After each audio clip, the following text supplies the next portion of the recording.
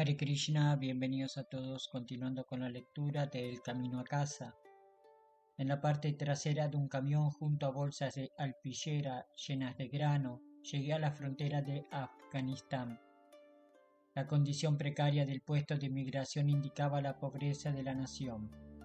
Aún así, los oficiales ofrecían una cordial bienvenida, muy diferente a la experiencia que tuve con otros guardias de frontera. Mi primera parada en Afganistán fue Herat. La gente allí era muy cálida y amable. En el inhóspito terreno desértico vestían gastadas con polvo y vivían en casas humildes. Aunque era la gente más pobre que había visto hasta entonces en mis viajes, todos a los que me encontraba me ofrecían una sonrisa y nadie pedía nada a cambio. Al contrario, estaban ansiosos por compartir lo poco que tenían. Cada día en Herat alguien me invitaba a su casa. Por lo general, una familia vivía en una cabaña con una sola habitación. Compartían su pan conmigo con gusto.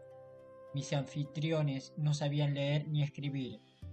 Aún así, muchos de ellos me dieron la impresión de ser humildes y sabios, y vivían con dignidad a pesar de las tribulaciones en sus vidas. Aunque no hablaba ni una sola palabra de inglés, la comunicación del corazón que compartíamos era especialmente satisfactoria para mí. Un día de invierno en 1970 escribí una carta a casa en un pequeño puesto de té en Herat. Hola familia, ¿qué tal va la vida? Ahora me encuentro en Herat, Afganistán. Es sorprendente estar aquí en un país con gente que es amable y humilde por naturaleza. Son pobres pero pacíficos. Sé que es tarde, pero les deseo un feliz cumpleaños a papá y a Larry. Les deseo lo mejor del mundo, con amor, Richard. Una mañana muy temprano decidí explorar el pueblo de Herat y me encontré con un barrio muy diferente a cualquier otro que hubiera visto. Era por la mañana, tarde, y me encontraba en una polvorienta carretera.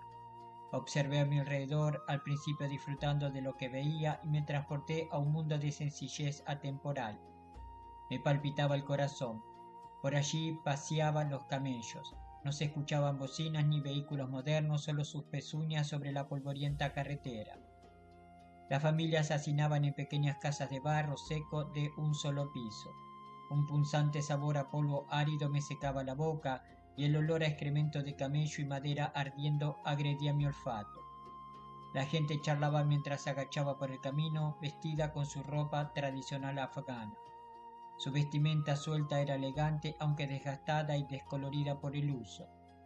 Los hombres llevaban largas telas envueltas en la cabeza a modo de turbante, y muchos tenían la cara plagada de manchas y cicatrices producto de la viruela. Su piel estaba seca y endurecida por los elementos como si se tratara de cuero viejo, y las enormes y espontáneas sonrisas revelaban dientes cariados o ausentes. Las camisas anchas le llegaban por debajo de las rodillas mientras ejecutaban sus tareas sin preocupación aparente por el tiempo. Las mujeres se cubrían la cara con una fina red y vestían ropa azul o negra que iba desde la cabeza hasta el suelo sin dejar rastro visible de su cuerpo. Un hombre ciego se sentaba a la orilla del camino y cantaba canciones religiosas en voz alta mientras golpeaba el cuero de un tambor. Hacía frío, pero el humo de las cocinas llenaba el aire. De repente, casi sin esperarlo, caí literalmente de rodillas del choque cultural. El humo me quemaba los ojos. Me sentí mareado y con náuseas, profundamente desorientado y temeroso. Me resultó imposible identificar nada de lo que percibían mis sentidos. Completamente alienado, mi ego sucumbió a una dolorosa crisis. Arrodillado, sudando de la emoción, luché por vincular algo al mundo que conocía. Fracasé. Me sentí totalmente desconectado. Aunque la extrema pobreza era desalentadora, la gente de Herat parecía ser la más feliz y despreocupada que había visto. Esta combinación surrealista de pobreza y felicidad provocó un cortocircuito en mi cerebro. Los ancianos se sentaban a la orilla del camino a fumar con largas pipas de agua. El perfume del polvo del árido desierto se mezclaba con el agrio aroma del hashish. Aquel espectáculo, los olores, los sonidos eran desconcertantemente ajenos para mis sentidos. Me encontraba solo en una cultura en la que no existía nada con la que yo pudiese relacionarme. Sentado inmóvil en el camino como un solitario extranjero en un universo distante, oré por ser liberado de esta confusión. ¿Qué me estaba sucediendo? ¿Cuál era la causa de esta confusión? ¿Por qué me sentía tan afectado? Luché por encontrarme a mí mismo. Desde mi nacimiento me había identificado con mi entorno. Hasta aquel momento no podía imaginarme en qué medida estaba condicionado. Así como unas lentes verdes tiñen todo lo que vemos de ese color, tenemos una percepción concreta de la realidad según los que nos rodea y experimentamos. Ahora aquellas concepciones familiares se veían evaporado, dejándome en un tremendo vacío. Dios, por favor, ayúdame. ¿Quién soy? ¿Quién soy? ¿Quién soy en realidad? El mundo a mi alrededor parecía desaparecer mientras mi plegaria y mi meditación se transportaban a un estado en el que la presencia del silencio interior predominaba sobre el mundo de los fenómenos físicos. Allí descubrí una valiosa verdad que despertó un sentido de refugio y libertad. Yo soy el alma, diferente del mundo externo, un niño de Dios. El fuego del choque cultural había actuado como los rayos del sol que disipan la niebla de lo erróneo. Me sentí liberado. Inundado de gratitud, sabía que Herat siempre permanecería en un lugar sagrado del mapa de mi corazón. Cuando recuerdo ese día, me acuerdo de cómo las plegarias pueden ser respondidas de forma inesperada. Crecer puede requerir que nos sacudan en lo más profundo de nuestro interior. Al arrodillarme en aquel camino en Herat, algo murió dentro de mí y dio paso a una realización interna necesaria para avanzar en mi sendero. Igual que para alcanzar el mar, cada ondulación del río debe renunciar a su estado presente y rendirse a la corriente. Volví a mi habitación y me encontré con un hombre desplomado en el camino.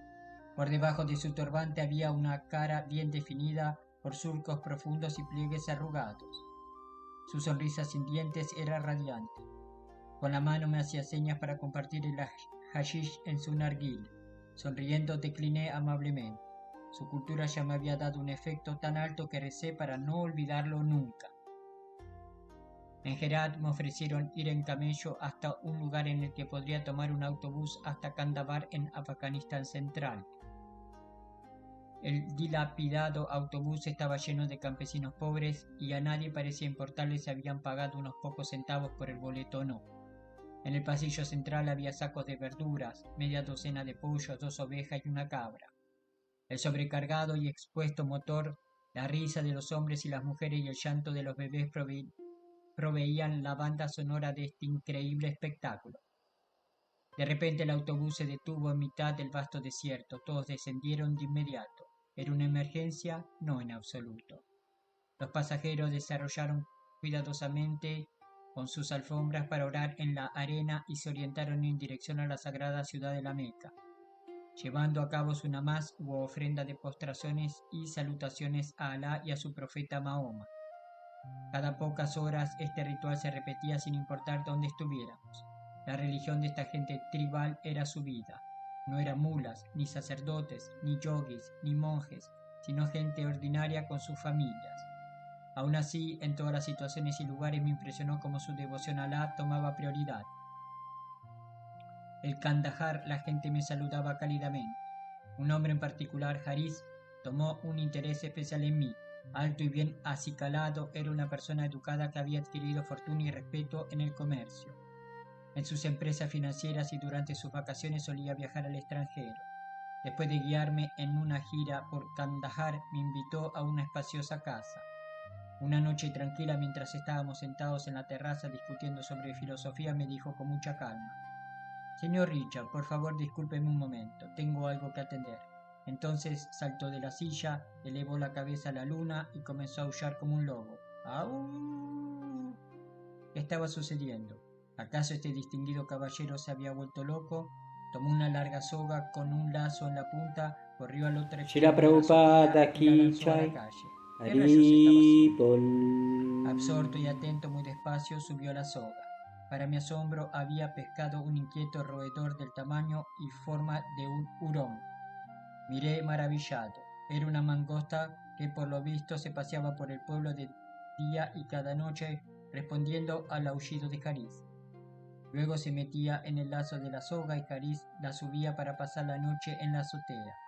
Mientras mi amigo y yo resumíamos nuestra conversación, sentí que la mangosta me subía por la espalda con sus afiladas y puntiagudas garras. Se arrastró bajo mi pelo largo hasta que llegó a la cabeza. Allí se acomodó en mis gruesos rizos, hizo su nido y se fue a dormir. Sintiendo el cuerpecillo tibio que me respiraba profundamente en la cabeza, experimenté otro tipo de choque cultural. Miré al anfitrión pidiendo ayuda. ¿Qué hago ahora? Mi amigo se rió. Señor Richard, la mangosta encontró un buen nido en su pelo. Sentía que se me rompería el cuello con su peso. Por favor, quítemela. Ahí se puso serio. Bajo la estrellada noche bebió su té y apretó los ojos. Esta es una antigua verdad. Nunca despierte una mangosta dormida, me advirtió. Puso la taza de té sobre la mesa. El animal era sagrado para los antiguos egipcios y un asesino feroz cuando se enoja. En la batalla una mangosta mata a la cabra, la serpiente más mortal y símbolo de la muerte. París bebió de su té nuevamente y se recostó. Si la despierta de repente puede partirle la cabeza en pedazos. Señor Richard, no se mueva ni un milímetro hasta que se vaya por su cuenta. Pasaron las horas y yo continuaba sentado inmóvil temiendo por mi vida. De vez en cuando la mangosta se movía y me clavaba las garras en el cuero cabelludo. París ya no podía mantenerse despierto, así que se disculpó y se fue a dormir. Me había quedado allí sentado solo. La oscura y desvelada noche en Kandahar no parecía acabar nunca. Me latía el cuello del dolor, pero me espantaba la idea de moverme. La mangosta que llevaba en la cabeza era como una bomba de tiempo que podía explotar en cualquier segundo. Estaba perdiendo rápidamente el apego a mi cabello largo. Si los oficiales de inmigración ingleses hubieran llevado a cabo su promesa de afeitarme la cabeza, la vida sería más segura esta noche. Traté de consolarme. Al menos alguien apreciaba en mi pelo. Sin embargo, la mangosta no había venido sola. Noté que unos voraces insectos comenzaban a morderme el cuello cabelludo y apagaban estos nobles pensamientos. ¿Por qué me estaba pasando esto? Sintiendo mi vulnerabilidad, me forcé a controlar mis emociones. Luego, meditando, traté de encontrarle sentido a todo. Me di cuenta de que nuestro libre albedrío podía convertir una maldición en una bendición o en una bendición en una maldición. Sí, ridículo como pareciera. Era posible que la mangosta hubiera sido enviada para enseñarme la sagrada virtud de la paciencia y la tolerancia. Soportar la dificultad y apelar a Dios era una bendición inestimable. Transformar una crisis en una oportunidad era verdadera sabiduría. Pasé el resto de la noche en un inusual estado de gratitud. Poco sabía yo que lo que la mangosta me había enseñado sobre la crisis me daría la fuerza necesaria en los momentos difíciles que me esperaban. Para cuando el sol finalmente salió, mi invitado sin invitación había disfrutado de unas buenas 6 horas de sueño profundo. Luego hizo algo que me conmovió. La mangosta me miró con un afecto inocente, como si me agradeciera la hospitalidad. Dándome la espalda, se metió en el lazo de la soga con la que Haris, que ya se había despertado, le haría descender a la calle para comenzar otro día. Haris me sonrió. Señor Richard, le imploro que me disculpe por la inconveniencia que sufrió. Nunca había sucedido nada así en mi casa. Sin embargo, alégrese de saber que en nuestra cultura es una actividad piadosa ofrecer hospitalidad a un invitado sin invitación. Usted le ha ofrecido hospitalidad a una de nuestras mangostas y lo hizo sin las formalidades de rigor. Esta mañana se veía muy feliz y descansada. Con el cuello dolorido y entumecido por la presión y la falta de descanso, consideré sus palabras. Le oí decir mangostas en plural. Decidí que en realidad no quería estar allí la próxima vez que alzara la cabeza al cielo y aullara como un lobo. Me rasqué la cabeza mordisqueada por los insectos y, loco por irme, suspiré. Haris, muchas gracias. Ha hecho mucho por mí, pero creo que será mejor que me vaya.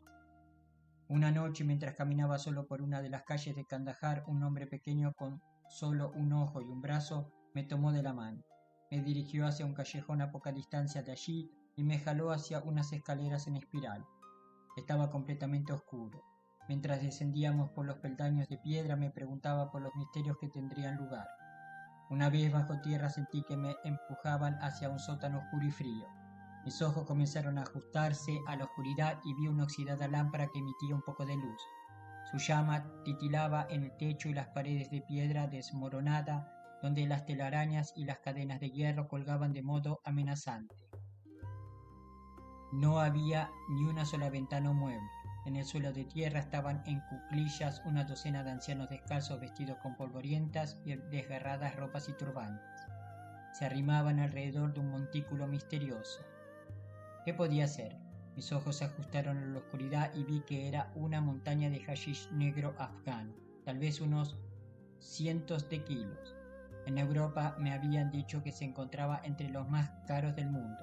Los pobres ancianos estaban arrancando continuamente pedazos de la montaña y formando tortitas del tamaño de la palma de la mano para contrabandearlo fácilmente. Mi escolta me abandonó en un rincón y se unió a los demás para hacer las tortitas de hashish. Qué extraño, pensé, ¿qué hago aquí? Probablemente no podría encontrar la salida aunque quisiera. Alguien se puso de pie y encendió una antorcha.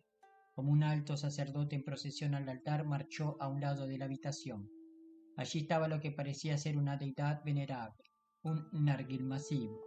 El hombre prosiguió a alimentar la gigante boca de la pipa con kilos de hashish y la encendió ceremoniosamente con la antorcha. Entonces otro hombre se puso de pie, se acercó a la larga y curva boquilla y con todas sus fuerzas inhaló profundamente hasta que se le llenaron los pulmones por completo. Luego, quitando la boca de la boquilla, exhaló e inhaló otra dosis. Una y otra vez succionó con fuerza grandes volúmenes de humo de hashish. Era increíble. Enseguida, por sí solo, una gruesa corriente de humo salía de la boquilla y aún así continuaba inhalando e inhalando. Era antinatural. Cuando traspasó los límites sobrenaturales, sus pulmones se calmaron. Cayó a tumbo sobre el suelo, se sacudió sin control y tosía con tanta fuerza que creía que se le iban a salir las tripas. Mientras tanto, el resto de los hombres, con toda tranquilidad, continuaban haciendo sus tortitas de hashish. Después otro hombre se acercó al enigmático narguil y repitió el mismo ritual. El humo salía de la boquilla y finalmente, cuando alcanzó el clímax, cayó al suelo de tierra. Revolcándose, también tosía sin cesar. Todas en la habitación repitieron el mismo e increíble espectáculo. Una vez recobraban el control de su tos, cada hombre con mucha calma se unía a sus hermanos para hacer tortitas y se acuclillaba alrededor de la pila de hashish, dándole paso a la siguiente víctima del narguil.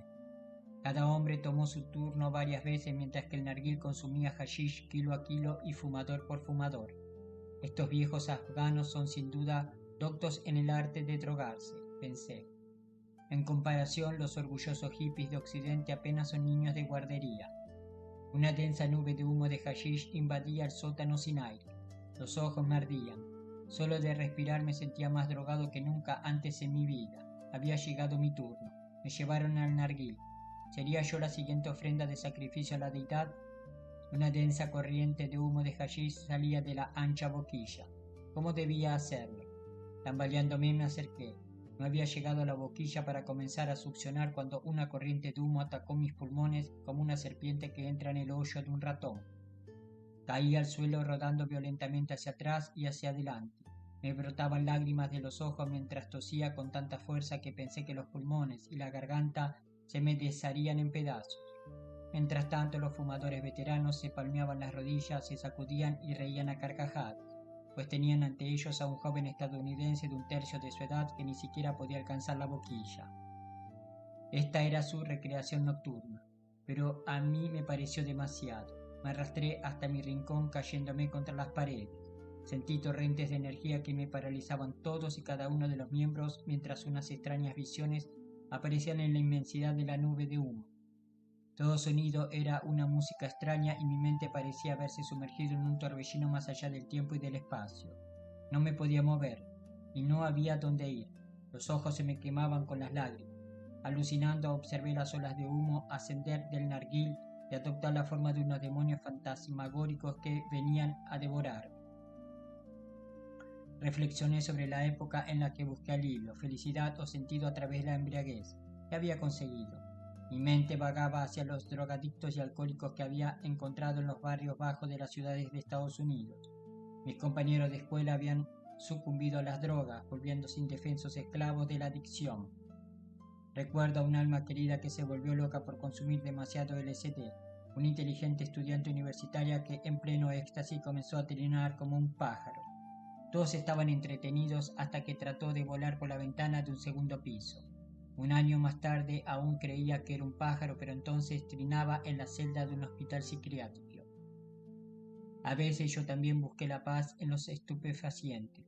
Me hicieron creer que los estimulantes químicos o de hierbas podían inducir percepciones espirituales superiores, pero rápidamente me di cuenta de sus limitaciones. Se trataba de un estado artificial que me alejaba del anhelo de mi corazón. Debí avanzar. Devorado por una nube de tormentos en aquel sótano de hashish en Kandahar, un voto salió de mi corazón. Querido Señor, nunca más caeré en la complacencia de los estupefacientes. Salí a trompicones de la habitación hacia la calle sin dejar de tambalearme. La última noche en Kandahar, en un oscuro puesto de té abarrotado de gente, me senté en cuclillas con los locales. De repente todos centraron su atención en un niño ciego que se tropezaba con un rústico instrumento de madera que llevaba y que tenía una sola cuerda clavada en transversal. Tal vez contaba con 16 años y, como los otros, vestía trapos llenos de polvo que cubrían holgadamente su escuálido cuerpo. Me tembló el corazón. Nadie le cubría los ciegos y desfigurados ojos. A pesar de su extrema pobreza, sonreía radiantemente mientras vertía cuerpo y alma en las canciones que cantaba alabando al Todopoderoso. Alá con su instrumento de una cuerda. Su dulce voz y su sincera emoción nos hipnotizaron a los 6 que estábamos en aquel pequeño puesto. La espontánea dicha de aquel niño ciego alumbró el lugar con un regocijo sobrenatural durante una hora. Giraba de una sola cuerda y lloraba alabando al Señor. Me sentí conmovido. Era indigente, ciego, iletrado y pobre. Aún así, hasta en su humilde estado cantaba sobre el vasto tesoro de dicha que encontraba dentro de su corazón, su amor por Dios. Kandahar había sido extraordinario. De una mangosta aprendí la paciencia, del sótano con adictos al hashish la templanza, y de un niño ciego el regocijo espiritual. Agradecido por todo lo que había aprendido en la ciudad, me despedí de ella. La Prabhupada Ki Jai, Haripol.